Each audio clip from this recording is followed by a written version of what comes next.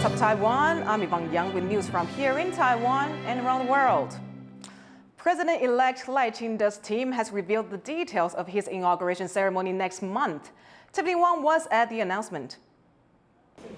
President-elect Lai Ching-te and Vice President-elect Bi Kim-hsiao are set to be inaugurated on May 20th, taking the helm of leadership in Taiwan for the next 4 years.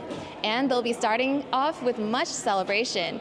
They'll begin with a ceremony at the presidential office where Tsai Ing-wen, the outgoing president, will be in attendance. There will also be some multicultural performances showcasing Taiwan's diversity throughout the day.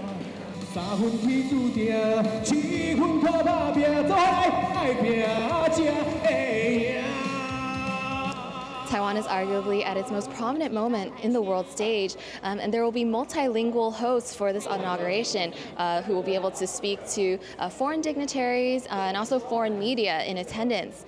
Now, later that day, there will be a state banquet held in Tainan, that's in the south of Taiwan, and the distinguished foreign guests will also be invited to attend that banquet. And Tainan is the place where Lai Ching-te was mayor for 7 years. It's kind of where he got his start in politics, and so it'll be a way of him coming home and also to share the sort of specialties in Tainan, especially the food.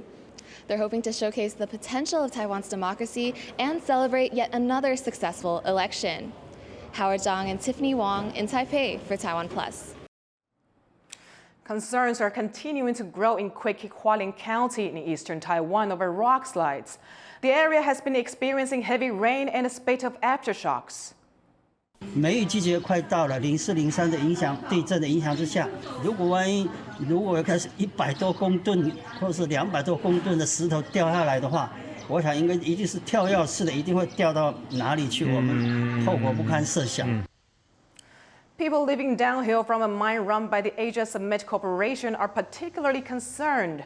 The mountainside in the county's Hualien district already slipped after a big 2019 earthquake. But the landslide has grown bigger since the April 3rd tremor. The company says there is no immediate danger, but that it will draw plans to clear away dangerous boulders. The number of people looking at renovating their home to better withstand an earthquake has spiked in the weeks following the Hualien tremor. John Van Trieste has this story. This Taipei building is one of over 200 nationwide deemed either unsafe or uninhabitable after the Hualien earthquake early this month. Inspectors think it can be saved if it's reinforced, but the details are still being worked out, leaving residents uneasy. 它的外皮是像纸糊的一样，这个建商要有责任，建商要负起责任。 But it isn't just residents of damaged buildings looking into retrofitting or full-scale rebuilds. Inquiries were already on the rise last year, up 70% in northern cities like Taipei. This month's magnitude 7.2 earthquake has sped up this trend, with inquiries doubling since the main shock on April 3rd.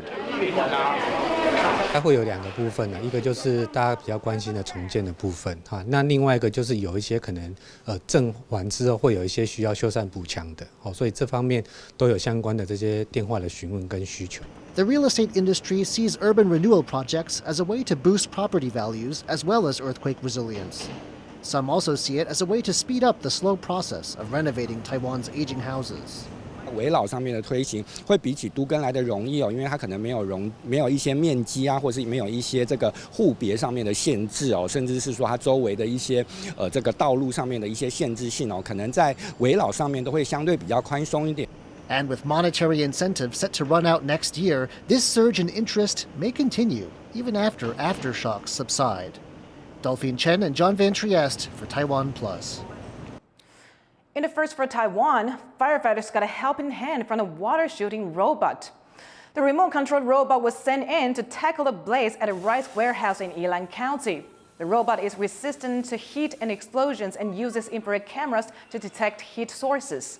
The county fire department spent $400,000 on 2 of the robots in 2023 and plans to buy 4 more this year.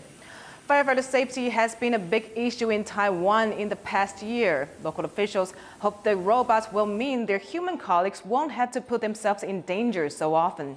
机器人可以代替救火哈，当然是这个消防人员的安全就比较好的保障。U.S. Secretary of State Antony Blinken says that Washington and Beijing must responsibly manage their relationship. I hope we can make some progress on the issues that our presidents agreed we should cooperate on, but also clarify our differences, our intent, and make very clear to each other where we stand. Blinken made the comments before closed-door meetings with China's Foreign Minister Wang Yi in Beijing. Wang told Blinken that the U.S.-China relationship has stabilized, but China's development continues to be unfairly suppressed, and its core interests have been challenged. Blinken said what he called active diplomacy is needed ahead of a November meeting between the two countries' leaders in San Francisco. Blinken himself could meet Chinese President Xi Jinping Friday evening before he returns to the United States. The Philippine Navy is sailing out with allies, the United States, and friends as part of its annual Balikatan military exercises. TaiwanPlus was invited on board the ship to view the drills up close. Rick Lauer has this report. This is Philippine Navy patrol vessel Ramon Alcaraz. We're about 10 nautical miles off the southwestern Philippine island of Palawan, and we're part of a tactical formation. It's all part of annual war games between the US and the Philippines, known as Balikatan, which literally means shoulder to shoulder.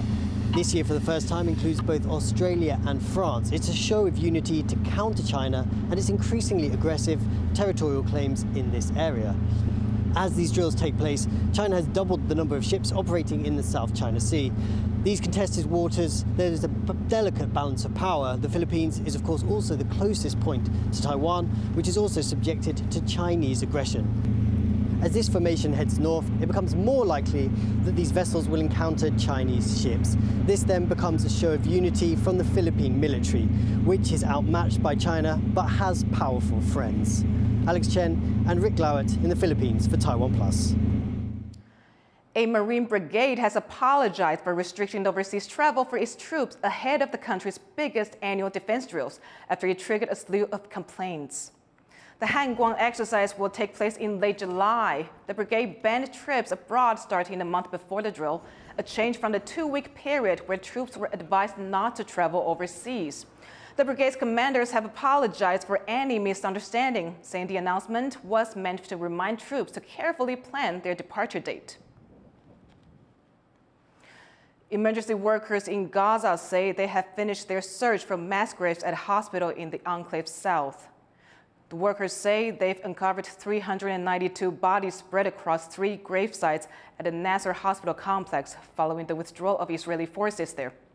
It comes after the discovery of hundreds of bodies at another hospital in the north of Gaza earlier this month.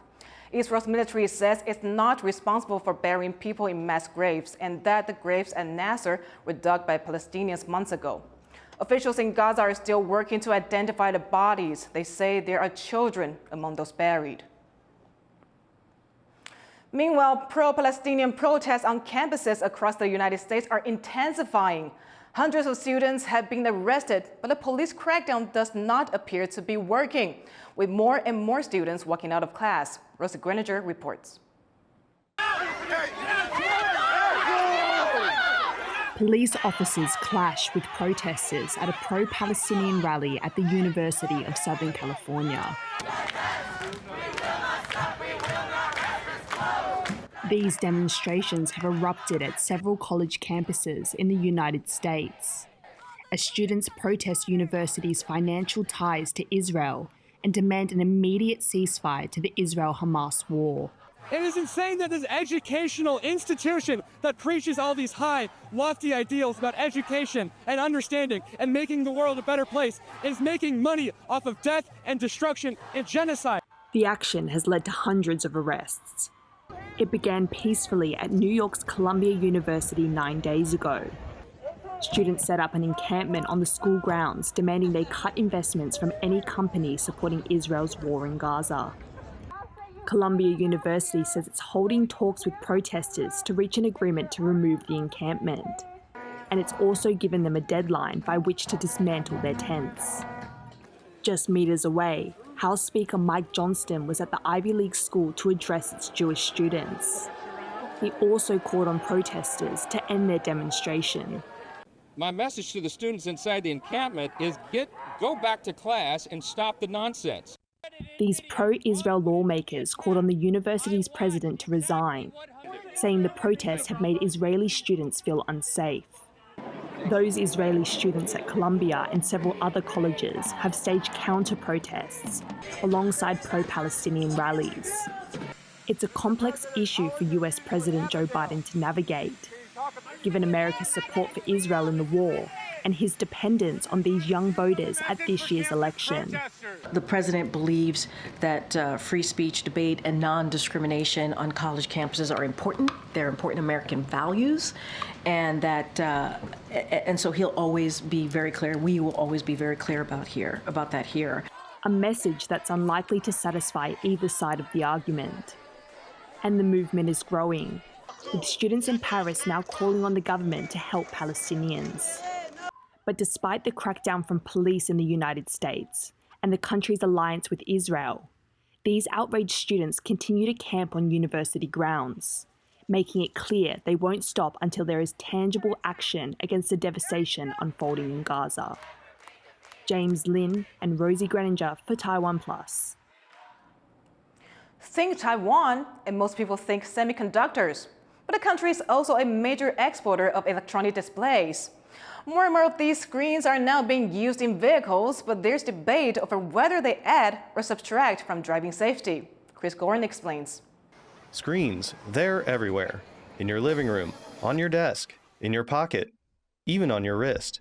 And there's more coming your way. We have a lot of bendable, flexible, transparent, things that displays couldn't do in years past. And Taiwanese companies are hoping to bring screens to people wherever they can.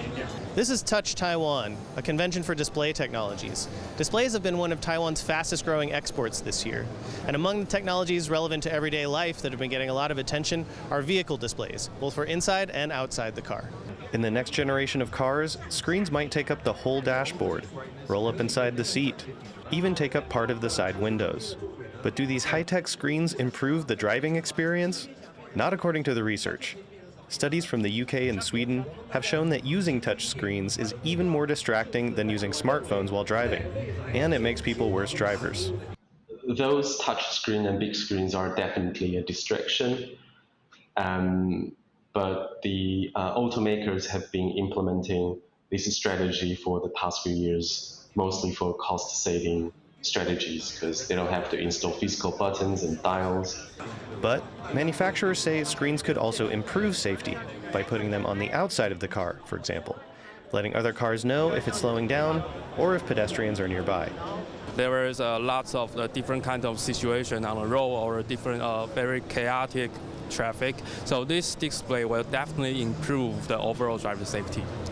So when might we start seeing these screens showing up in new cars? For micro LEDs, that's still an industry secret, but sooner than you think, that's all I can say. Whatever your opinion is of having more screens in and on cars, it seems that they're coming. So new car buyers, buckle up. You're in for a long ride into the future. Ryan Wu and Chris Gorin for TaiwanPlus. Taiwanese drag queen Nymphia Win will perform in Paris as part of the Olympic cultural program. Nymphia won the latest season of US TV competition RuPaul's Drag Race, the first Taiwanese winner ever, drawing international attention to the country's drag scene. The Culture Ministry says she will join around 20 other Taiwanese performance groups for the Cultural Olympiad held alongside the Summer Games. Thank you for watching What's Up Taiwan. You can visit the TaiwanPlus website or follow our social media for more of our stories. Now, before we go, we bring you this footage of the Georgian National Ballet performing in Bosnia. I'm Yvonne. Take care, and I'll see you next time.